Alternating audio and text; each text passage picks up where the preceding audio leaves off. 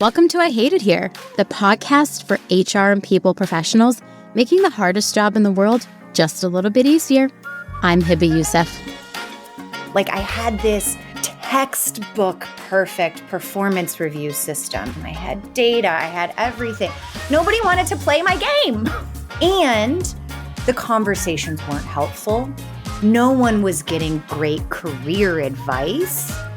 They were getting advice on how to live the values better and maybe what they didn't do great to not hit that. But we weren't getting the water stops on the marathon. That's now what I feel like performance review should be. A quick break, a quick refresher, check in. Are you alive? Are you standing? Are you healthy? Great. Let's go run the next leg. Honestly, what I do for work is probably the least interesting thing about me. And I'm sure some of your employees feel the same way. There's so much more to your employees than just their job titles or what they do day to day. Take Shane in marketing, he's not just about writing emails, or Ashley in HR, she's not just about payroll and benefits. Every employee has a story. They have talents, motivations, and potential waiting to be unlocked. And the predictive index helps you understand them all, not just the role they play. It creates stronger managers, happier teams, and we all know when you truly understand your people, your business actually performs better. Want to learn more? Head over to trypi.com/IHateItHere. Welcome back to another episode of the I Hate It Here podcast. This season, I'm having a bit of fun. I'm inviting guests on to surprise me, stump me, and help me rethink all the things I thought I understood.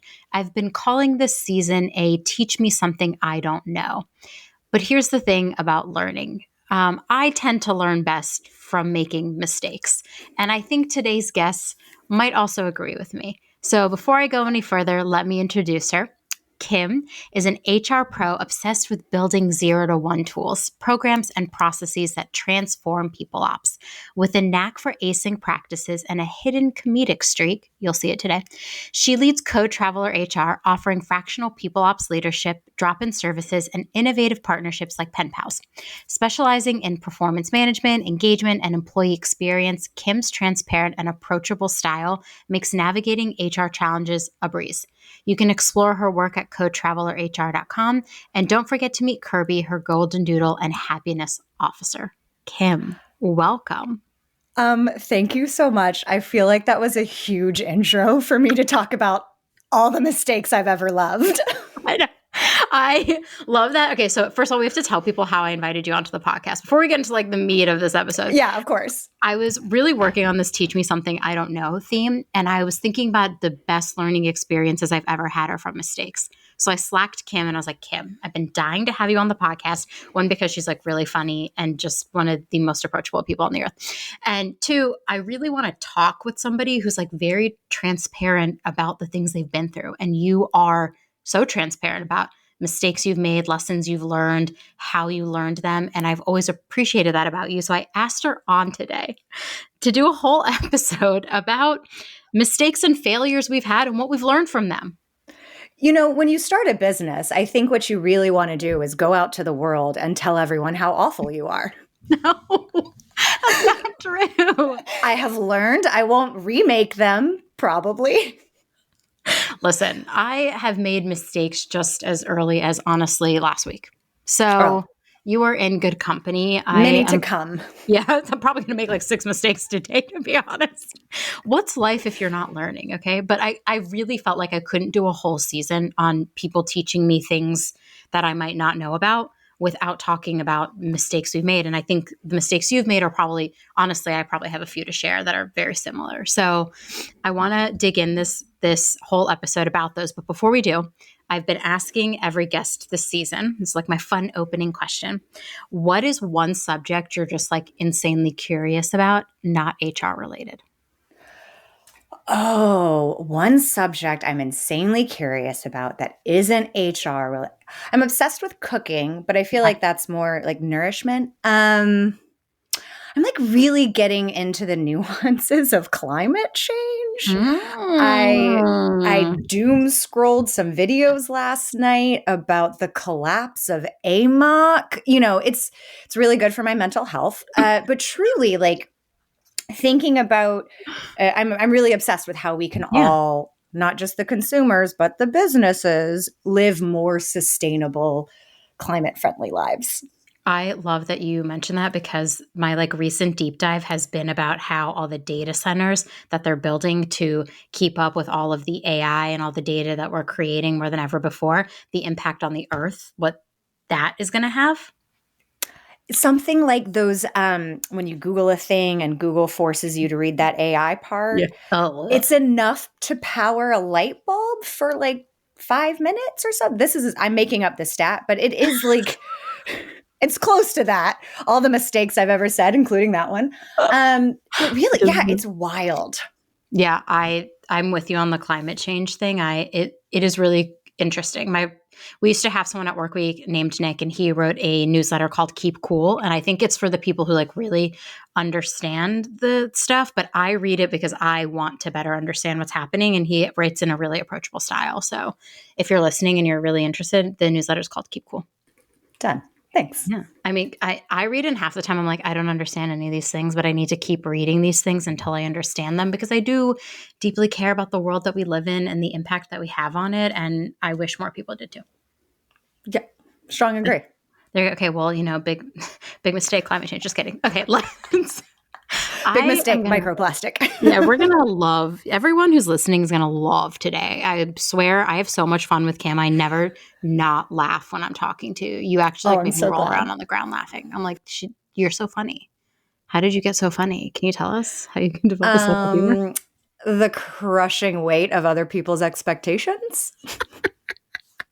So much like me, you make jokes through the pain. Yeah, absolutely. It is a Mm. defense mechanism. It's totally natural, very normal. I'm with you. Okay, so now getting into our episode about mistakes we made. Also, thank you. I just want to take a moment, Kim. Thank you. I'm going to hold space. I'm really on this Defy Gravity holding space. I want to hold space for you being vulnerable on this podcast today. I Thank you. I genuinely appreciate appreciate that. it. Yeah. Thank you. Let's learn from our mistakes. Okay. Our first one, when we talked about this, to all the failures I've loved before, similar to PS, to all the boys I've loved before, if you've ever watched that show. The first one you said and you talked about was the time you fucked up compensation. Yes. What did you do? Okay, so I like to think that I didn't completely fuck it up, but let me set the stage for you. It's the year of Our Lady, 2020. Nothing is going on, right? Like casual, super chill year. And I am working for a company that interfaces with the government, particularly top levels of the government. Again, very normal time in American history. And about September of that year, we're talking about compensation. We need to do better. We're now fully distributed because we can't go into offices. So we start thinking about, does somebody in New York have the same pay band as somebody in Omaha? How do we think about design versus engineering versus product management? Are they the same bands or different bands? So I developed the best compensation philosophy I've ever done. Of course you do.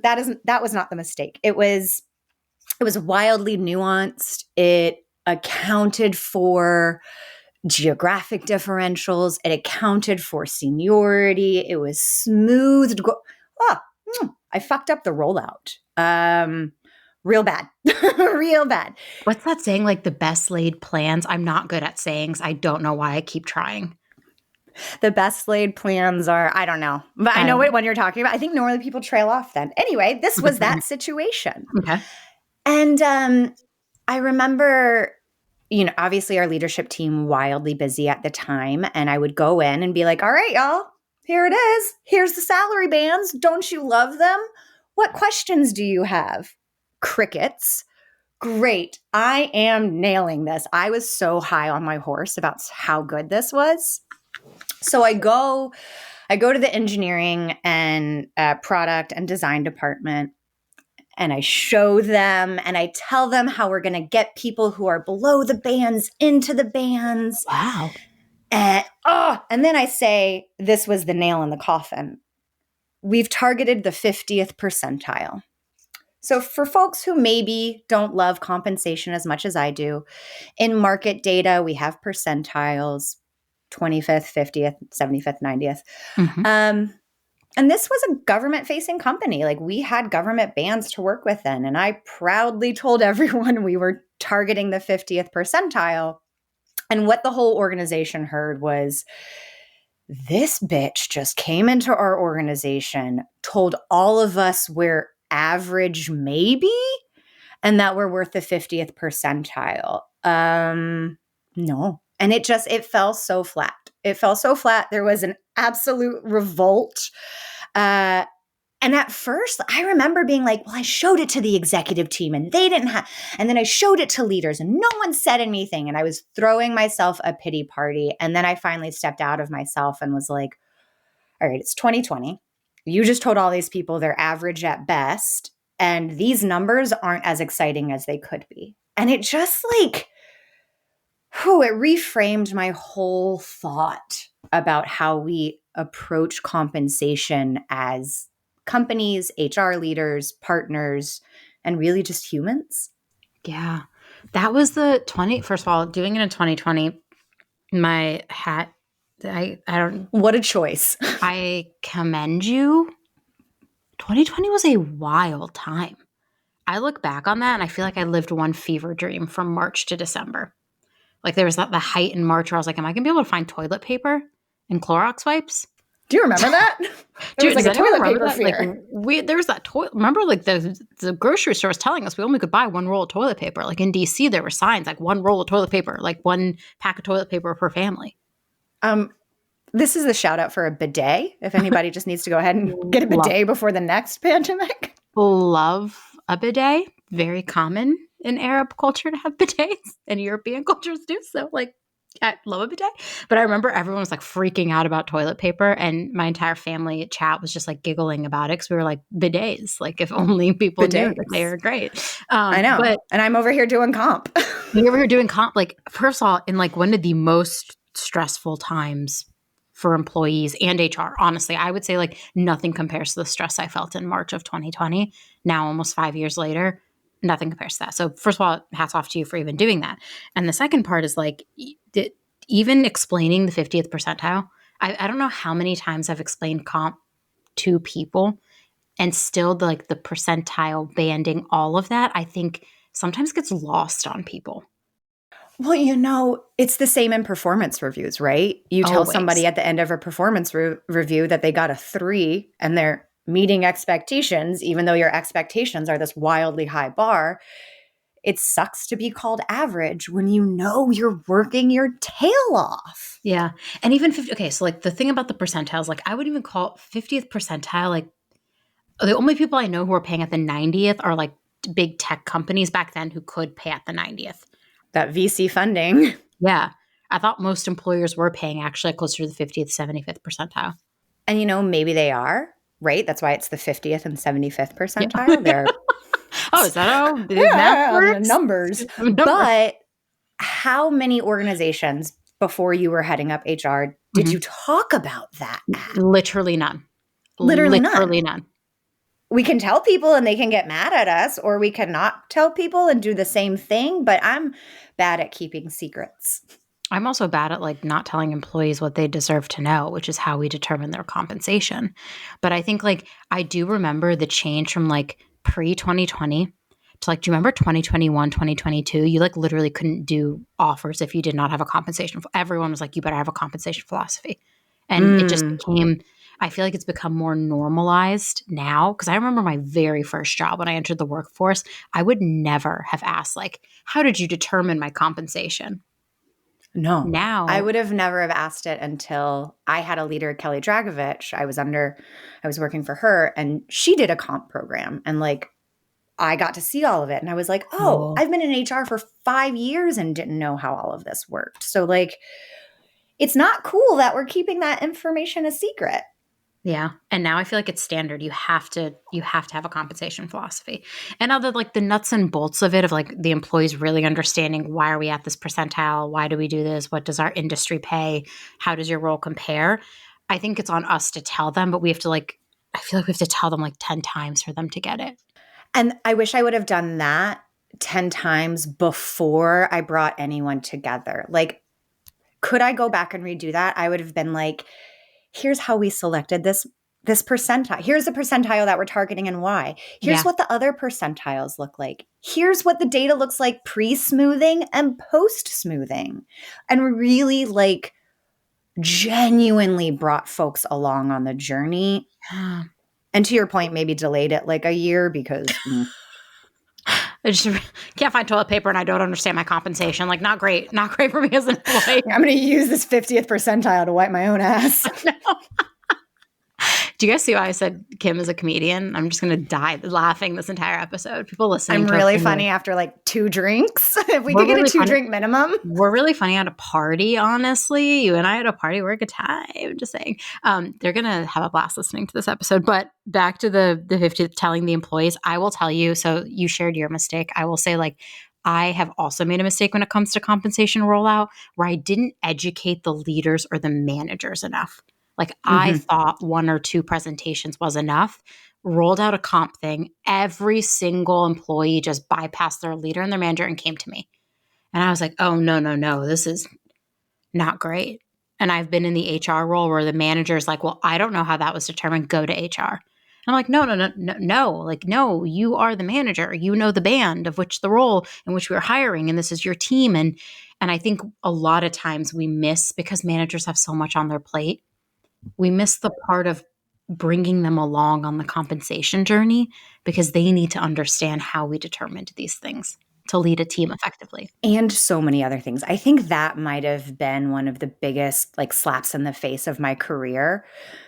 Nobody cares about your HR programs because they have their own massive amount of work to do. Yeah. They deeply care about the outcomes of your people programs, but like people are too busy to deal with my bullshit. So how do I make it easy to understand, clear, and to your point, bring those managers along? And if they say, I don't understand, go ask HR, you better believe I'm saying, come back to me with your manager and all 3 of us will chat. Demerits. Something I like doing when I roll out processes is I always put a frequently asked questions section, like a Q&A, and I think of every single thing I think an employee would ask. Every single, even like harsh questions, and I put them in there. And I'm like, here's the question your employee might ask. Here's how to answer it. If you still get pushback or struggle, that is when you can inform me. But I should not be the person who gets informed when the question is asked. I make my friends and family sit through HR presentations and make them ask me questions, right? And then I've also started incorporating when I'm doing the manager training and rollouts. Yeah. Tell me what you hate about this. Tell me what your employees are going to hate, be scared, be worried about over this. And I think it takes the onus off of the individual. And they're like, well, my team would feel this way. Yeah. And I also think like when we roll out our programs, a lot of HR people, I think holistically. And there's this little piece that I sometimes think is missing where you have to also think about each of the teams and the departments in your org, because they will have different questions. And like, unfortunately, at most average tech companies, engineers are compensated better, or they were 2021, 2022, 2023. I'm not really sure the state of engineering compensation today as it stands, but they were sometimes more aggressively pursued and paid higher salaries. And when you're doing something like compensation, thinking about the team specifically and what makes the team unique in terms of their compensation can also help you better set up a program. I love that. Instead, we have to think holistically and we have to think segment and individually because it is so different. We have to think about everything. I mean, and we nail it. I mean, and then get it right and then roll it out and then it be successful and then nobody have any questions. And then maybe 5 months later when people remember we did this thing, then they say thank you. Oh, and also make sure you have the data to prove that it did well.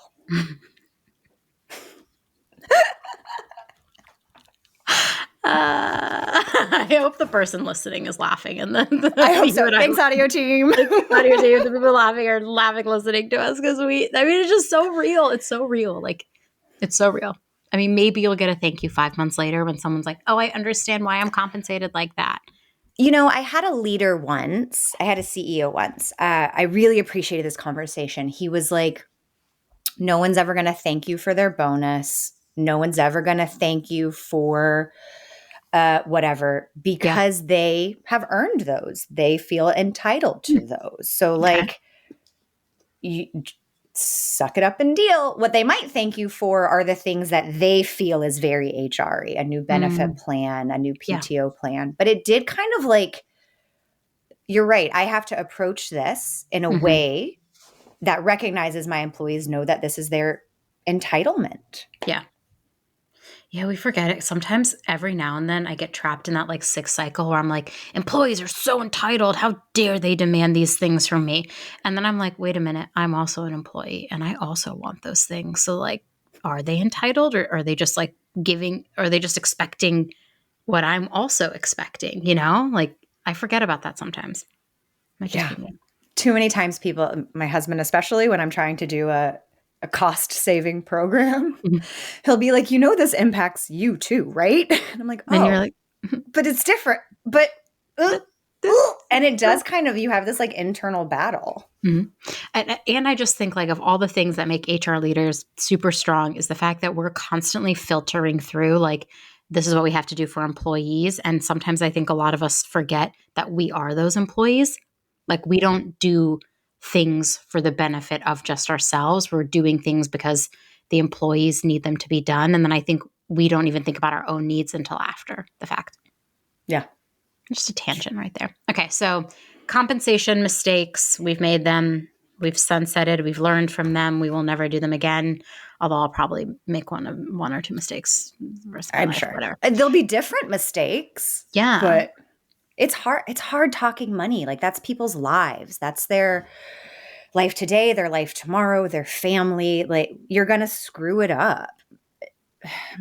Keep learning. I think, so the one thing I will say, because Sarika and I talk about this quite a bit, we did a panel together on compensation last year, and I think she'll be on the podcast this season also doing an episode on compensation and total comp. I do think like compensation is should be the foundation of everything at your organization. It should be. It kind of has to be. It has to be. We're at a state where like you cannot not have a compensation philosophy. So I think like it's okay to make mistakes. It's okay to learn from them. Kim and I just told you 2 mistakes we have made, but you also cannot just continue to be like, we don't have a comp philosophy. Sorry.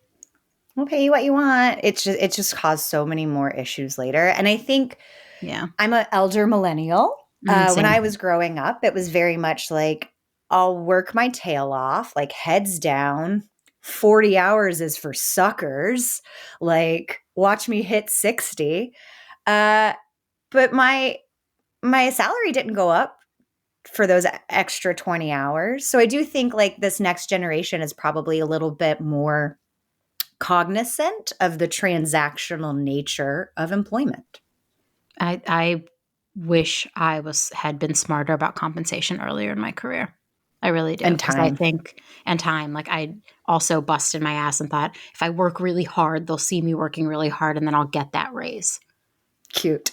That's not how it works, unfortunately. So there's that. Also with you on elder millennial. Although the other day, someone on TikTok said people born in before the 90s were born in the 1900s. I was like, excuse me.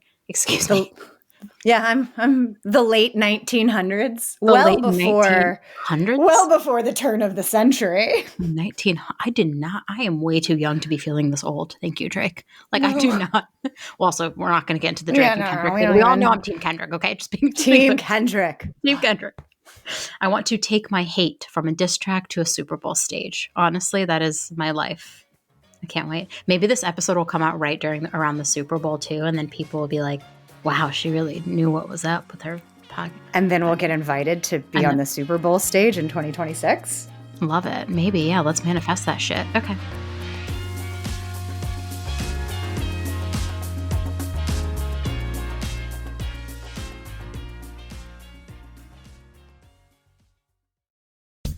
A job title doesn't define who someone is. There's so much more to someone's story than what they do for work. In fact, I often say what I do for work is probably the least interesting thing about me. And I bet some of your employees may feel the same. Jamie in IT, she's not just about fixing tickets. And Mike in sales, he's more than hitting quotas. Every employee has a story.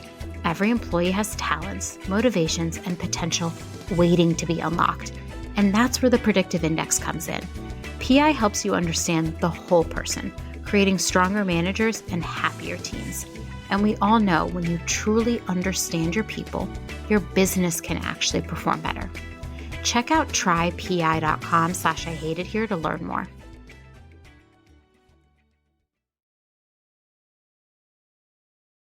Now, compensation mistakes, we've left them in the past. We're going to move on to our next biggest subset of mistakes. Door number 2, performance management. I'm laughing because I have fucked up performance management more times than I want to count. Tell me, Kim, about your performance management mistakes. Oh my God. I don't even remember what we originally talked about when we were talking about this, but as someone who I deeply love performance management, I love performance reviews. They are my ugly baby. I know people look at them and hate them. And I look back over my career of what I used to do, the like 14 questions, self-reflection, manager reflection, peer reviews. How did your peer exemplify these values? What should they stop doing?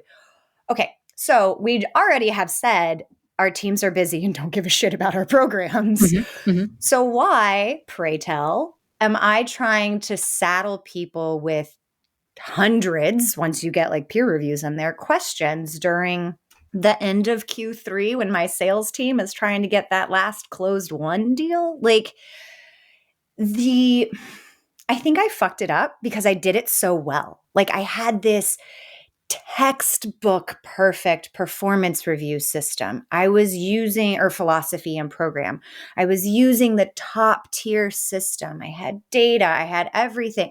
Nobody wanted to play my game. Nobody wanted to, and the conversations weren't helpful.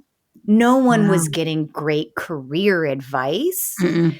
They were getting advice on how to live the values better and like maybe what they didn't do great to not hit that. But we weren't getting like the water stops on the marathon. That's now what I feel like performance reviews should be. Like a quick break, a quick refresher, check in. Are you alive? Are you standing? Are you healthy? Great. Let's go run the next leg. Yeah. So I think I just made them too formal and everyone rightfully hated them. Yeah, you said you took it way too seriously. That was what you told me. You said you took it way too seriously. Way too seriously. You built a deck and nobody just even liked the deck was really long. How long was the deck? How many slides? Oh my God. I posted it on LinkedIn once and was like, this is my first performance management deck because I had it in an archive. And yeah, it's so, the words are tough to like mentally understand. You know, we're using those HR nomenclatures like meets expectations and underperform. And it's just like not landing well. And I was so obsessed with my job. I was so obsessed with doing a great performance review process. Same. I didn't think about doing a great performance management program. And I think it came through, right? All those other people were busy with their jobs. And I think she was a product manager. Her name's Marley. She goes, look, I could do this or I could do my job and we've got revenue numbers to hit. And I was like, oh, she's not wrong. She's not wrong. Again, that was a better nugget than I received in that performance review that year. I'll tell you that much. Yeah, I also have been with you where I've taken performance reviews so seriously, which is funny because everyone calls me the queen of the anti-performance review now. Because I'm like, performance management sucks. Think of something new, burn it down, do it again. But I also have been there. I'm like, we're going to do a 4-part process, a downward review, an upward review, a peer review, a self-review. It's all going to be so great and you're going to get the best feedback from everybody. And then I read the reviews because I spot checked them. I was like, how are these reviews looking? Awful. Nobody rewriting good feedback. But like that's, I think, the thing that is so interesting about performance reviews and HR people when you talk to them is like, we a lot of us know that a performance review process doesn't necessarily actually give us the output and the things that we want. Mm-hmm. What we want is like people to be getting continuous feedback that's going to help them learn and grow. And somehow I actually was like running this down the other day in one of my Wikipedia rabbit holes, like who invented the performance review. I was like, I'm writing a newsletter about the history of the performance review, and I will time travel back to punch that person. I don't condone I violence. Sorry. do, whenever I do performance reviews, I give a history of performance reviews and how it like, look, they're so American. They're like rooted in racism. They're rooted in capitalism. And then they got really popular after war and I say this intentionally, all the men folk came home and were used to like a structured performance review system in line with levels of the military. Oh my God. As soon as I started reading that, I was like, oh yeah, I gotta redo how I do performance. This isn't right. I love that's exactly what I think about. I'm like, why are we doing this? It is literally 2024, 2025. There's got to be a better way to think about how we assess people's performance. And not to like, when I really go down the rabbit hole, I'm like, if we have a manager assessing performance, like everyone has bias. I have bias. You have bias. It's unconscious. We might not know it. So maybe we're giving feedback and a rating based on our own unconscious bias and we don't even realize. And then I read the Textio report every year. It's literally my report of the effing So year. good. It's such a good report. You can go back and read all the previous ones, but it basically analyzes the performance feedback given. And they've shown time and time again, women get less good feedback. They get more feedback about their personality than they do about their actual work product. And like, I think it's white men and Asian men are more likely to be described as like inspirational and like leaders than women. And so there's so much to be said about performance reviews that I'm with you. Like, I also used to be the person who's like, we're going to do all these great things. And now I'm the person that's like, what if we reimagined why it is we are even doing this? Like, what are we actually trying to get out of performance reviews? And I wonder, because I've asked myself that a lot this last couple of years, I wonder if part of our hesitancy is like, it's hard to tell a colleague why you're not doing well, right? Like Mm-hmm. but really some of the best questions are, what was great about working with me? What can I do better to achieve my goals? Those are but like nobody wants to answer those questions. So then we try and craft them into these weird HRE questions to get the same answer, but it's not the same question.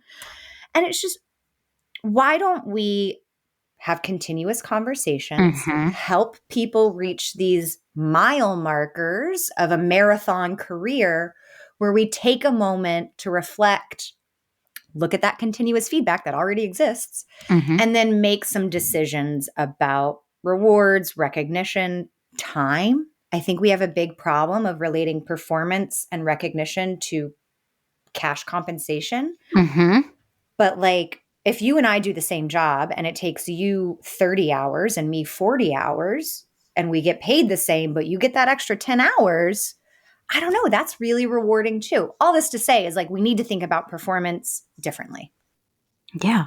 And I was just, you were saying like the compensation piece, my dream. And I think about this, Scott, I'm such a effing dork. I think about this at least once a week. I'm like, I just like dream about performance management. I'm like, what could it really look like? What kind of company could I build? Like, I write about performance management all the time. I'm like, what if we did it? What if I give this? And, I really want to divorce compensation from performance, because I think I do when they too. are divorced and you talk about compensation as here's how the market values your skill set, your role, here's how we, the company, value it. And then you make performance something more about here's how we're going to invest in growing and developing you. I think the outcome potentially could be better, but it's so hard when I try to pitch this to people. They're like, that's no, who's going to perform for that's not related to compensation. And I'm like, well, I mean, if you're paying them fairly. If you're paying them fairly, you can prove it. And we already know people will take a pay cut to do work that they love, that they care about. in companies that they are aligned with. And we know performance-based compensation is rooted in bias. We see it. Like, show me a Fortune 1000 company that doesn't have a pay equity issue that's also doing performance-based pay. Like, there are issues with it. But when you try and challenge that narrative of, hey, we're going to do compensation based off of tenure. We're going to limit you to 40 hours a week. And if you get your stuff done before that, you get time instead of money. People lose their damn minds. Like, bro, capitalism has got a stronghold on America, and I am concerned. People listening to this are going to be like, what the fuck? These two really I'm never going to get a job again. No one's ever These two are going to really taking a tangent today. But I'm just kidding. Everyone is going to love this episode. Trust me. I mean, what you're saying is so true though, because like I bat this around in my head all the time. I'm like, when I suggest it, people look at me like I have another head. I've grown 3 other heads with my hair. And I'm like, but why? And then I go back to like, maybe it's because we're like conditioned to believe that like the only way we can do compensation and pay is, or performance and pay is if they are intertwined like this. And we're just conditioned to think if I work harder, I'll get that more money. But you and I know that's not true. Cannot believe it's true. What I mean, the data shows it's not true. We know it's not true. We know it's not true. I made a TikTok about that actually, where I was like, let's sit down, let's talk about how if you work harder, you might not get paid more. You might not get paid more. Because someone will take advantage of you in the system if it's not built correctly. La, la, la, la. Anyways, back to performance. Back to performance. I want to know if anybody is listening to this and y'all have divorced pay from performance. I want to hear from you. So like, please DM me and Kim on LinkedIn, whatever. Find me, email me. I'm dire to know because I want to hear from more companies that have done this because I do believe it would have better outcomes. I believe you would have longer tenured employees. I believe the commitment to the organization, the strategy, the business, the decision-making would be stronger. I also believe you would have to do it in an environment that's autonomous and flexible. Because since you're not paying for performance, you aren't encouraging people to go above and beyond. I think they will. I do think they will. But you're not forcing it with a carrot. So I'm curious, like, just how much happier that organization would be, how much more engaged. I bet they'd be more profitable. Probably. I look at Finland. They're always like the happiest country in the world. And I'm like, what are they doing there?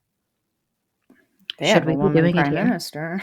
I mean, yeah. And also like Iceland are pretty happy. They have like a pay equity. I'm like, can we look to all of these countries that like recognize time and money are equal value and give like, I think it's, is it Iceland that gives each parent like a year post-birth? Like, what are we doing? I think we as Americans, and we know this, like have glamorized hard work and hyper productivity to a major fault, and more European countries have actually balanced it better. Like they have burnout leave, sick leave, mental health leave in a way that I just could never see an American company do that. I agree. And even in America, we're seeing some small changes. When I first started my career, I don't recall anyone being able to get approved short-term disability payment for mental health needs. And then I think it was 2019, I saw my first short-term disability payment from an insurance company for a mental health leave. And I was like, oh, this feels delayed. It happened finally. That's good. Yeah. There's so much to come in the world next year. There's one thing I want to talk about though, but went back to performance just because I was just thinking about this. And I don't want to talk about this, but I'm going to talk about it. How have you seen AI impact performance management? I have a theory. I think it's still a little new to make assumptions. But here's a scenario where the manager feeds a bunch of stuff into an AI and the AI writes a review for this employee. Cool. And then the employee feeds a bunch of stuff into the AI and the AI writes a review. And then like they both feed each other's into the AI to summarize. And Mhm. I just feel like the AI is going to be reviewing the AI, and we're going to lose a new one. It's just AI talking to AI, which is fine. Like sometimes as an HR business partner, you coach a manager on what to say and you coach an employee what to say, and then you're Been talking to there. yourself through others. Mhm. My I've been concern is like with AI, I don't know who's behind that language model. I don't Mhm. know, not just the company that's providing it, but like you're standing that on top of a Yeah. GPT, a Claude, a whatever. Who else can see this stuff? Who else is using Ooh. these words? And again, if we're just trying to automate this parts of performance management that we all hate, we're spending more time, more resources, more climate resources, AI, for conversations that genuinely don't matter. Mhm. So why not? Why not? Do something else. Yeah, have quick check-in conversations, touch base, treat your employees like you would, you know, somebody that you see on a regular basis outside of work, Yeah. and have those, hey, real quick conversations. Yeah. They're so much more impactful than AI talking to AI. I love that you said that because I just started laughing when you were like, and then the employee puts it in, then the manager, and I'm like, basically they're just talking to AI through each other, but why? But why? I do like that Textio's tool though. If you use their tool, you can put in your feedback and it will scan it for any sort of bias, which I love. I That's do like a love that. really interesting, but I don't think it's writing the review for them. That's not like they might have an AI No. capability. I'm not sure, but I'll look into that. But so many of our team members are using AI without I don't want to say company oversight. That's not right. But like I can go use my personal chat GPT, Yeah, and my boss, my CEO, my manager doesn't know. exactly. And great that you're like cutting down your workload and make it easier for you, but we're kind of missing the whole intention of helping our team grow as humans, as professionals, as members of society. Well, I think a lot of HR teams, if they don't have AI policies already, will have to write them next year. Mm. You Mm. you can't. I I really you can't be putting confidential information into like an open source tool. Like I there's wonder how many times so that's happened. And again, who has access to it? there's so much. I wrote my newsletter this past week. I think for those listening, it was in December. It'll be in December. And I worked with Mackenzie and Ellen Powell on things HR leaders should know about AI, and they brought up a lot of really good points. And it's worth the read again because there's so much we need to think about. And I don't know who else at the organization other than us is thinking about it, honestly. I think a lot of people are thinking about AI, probably not in the same way HR would. Yeah. So if you're listening, please go figure that out. But I'm going to laugh someday when instead of writing a performance review, it's just going to be my AI talking to my direct reports AI and then them just feeding things to each other. And then she and I reading summaries of what we fed the AI. I'm just kidding. So That's a happy. nightmare scenario. That is a nightmare scenario. I also laugh because these are like podcasts being recorded in a moment in time. And I'm like, 10 years from now, am I going to re-listen to this and be like, wow, I was such an idiot? Okay, so it's 2024. It's the end of 2024 for our future selves. To be clear, We'll for our put future it in a self. time capsule. And Yeah. Oh my God. I wanted to make a time capsule so badly growing up, and nobody ever wanted to make one with me. I did one of those write your letter to yourself Cute. Didn't do in that. like 5th grade, totally forgot about it. And then it Mm, like showed up. mm. And I was like, what? I'm good. Would you want to be like the president? I really wanted to be a lawyer. Oh, I've been there. Yeah, and then I hung out with lawyers and I'm like, oh. So, HR.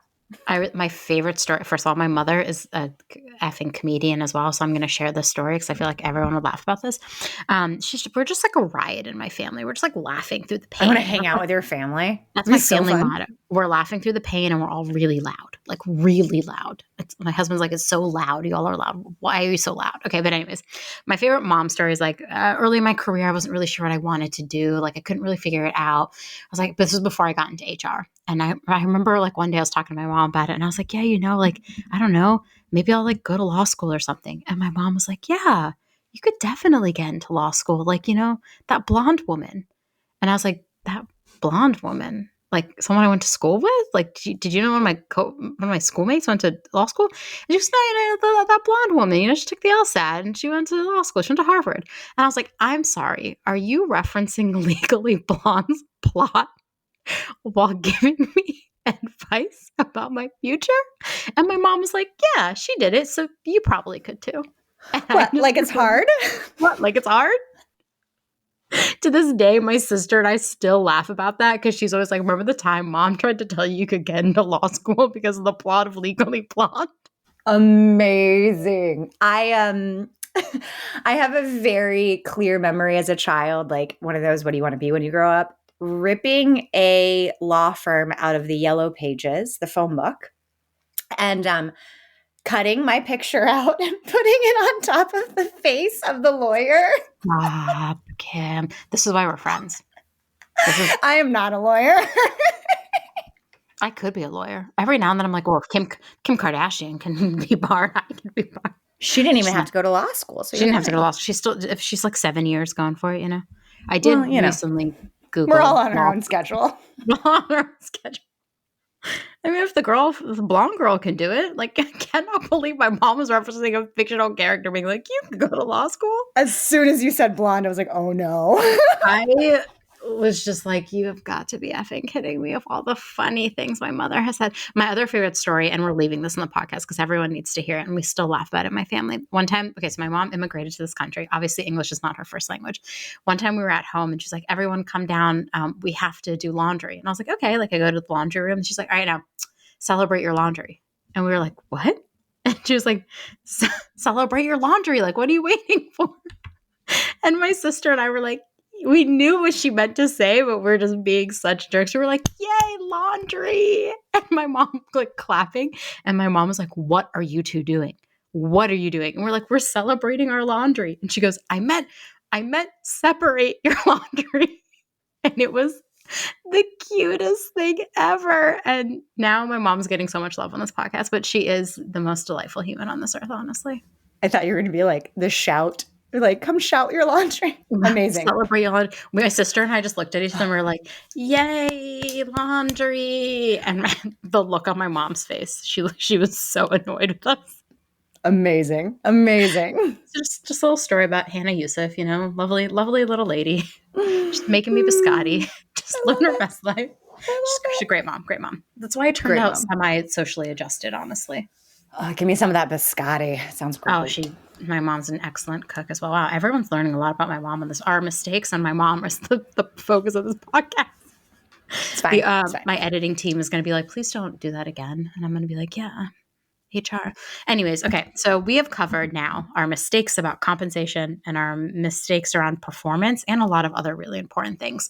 So this whole season, I'm all about like, teach me something I don't know, learning because I'm such a big dork and a big learner. For those listening, if you were to leave them with one thing that they could go learn about when it relates to HR, not climate change, when it relates to HR, what would you leave them with? Like, what's your advice on maybe like what the future of HR is going to look like, what it could be really good to know about or not know about? I mean, I think the future is going to change wildly. We have in the US, we have an incoming administration who is floated some choices about things like overtime, about things like, employment status. I think we're seeing a huge shift in the labor market going from folks like me who went from full-time employment to fractional self-employed, portfolio careers.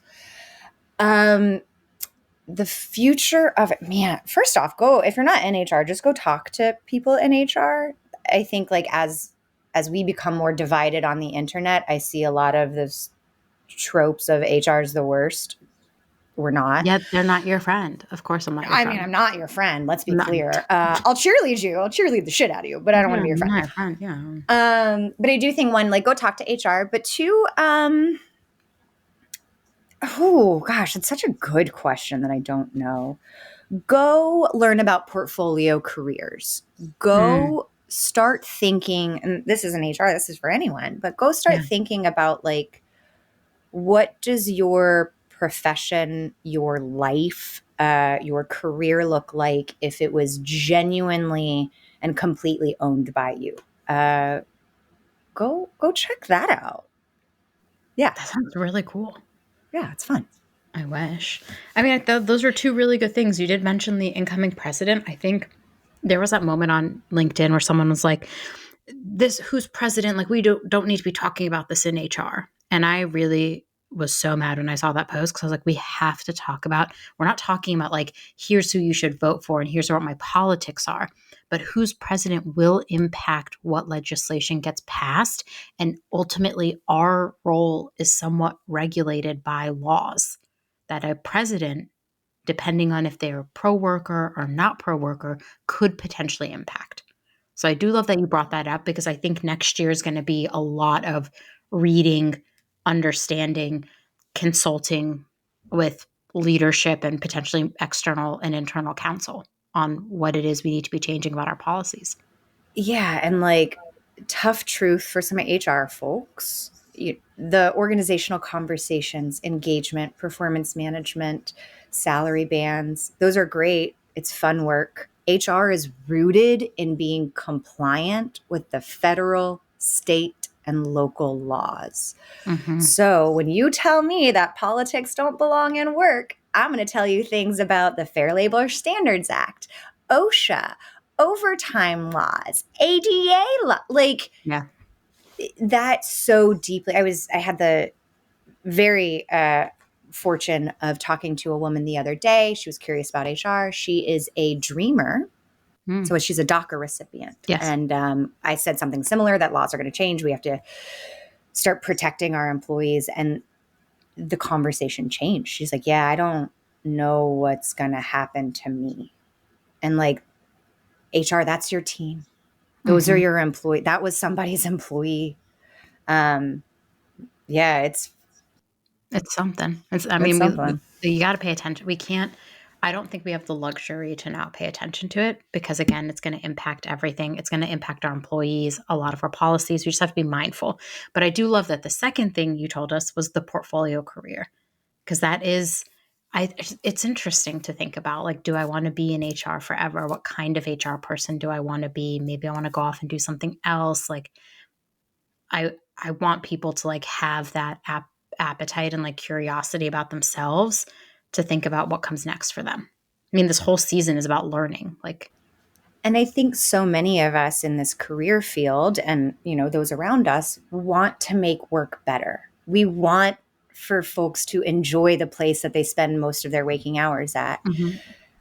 So, wouldn't it be nice if you could do that for more than one organization at a time? I don't know. Maybe. Well, if they're Maybe. interested, they can always get in touch with you. Okay, They sure can.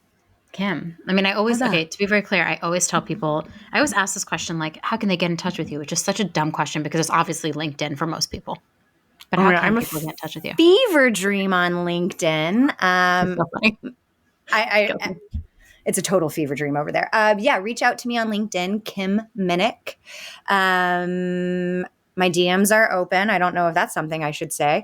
Mine are too. Are they supposed to be closed? Can you close DMs on LinkedIn? I don't know, but anyway, you can shoot me a message. You can email me at kim@codetravelerhr.com. There's 2 L's in traveler. I probably won't respond to your email as quick as I will your LinkedIn reach out. I am who I am, but reach out. I'm excited to chat, obviously. Lately, I've been telling people you can just text me, and I've been giving my phone number to people, but now I have 194 unread texts, and I'm never doing that again. That's my nightmare. Yeah, I only answer texts from like my best friends and my family at this point, and everybody else is a 48-hour response. I'm at like 2 weeks response. I'm the worst communicator. I'm sorry. No, it's okay. We're doing great. We did great. All Well, the anyways, mistakes I've ever loved.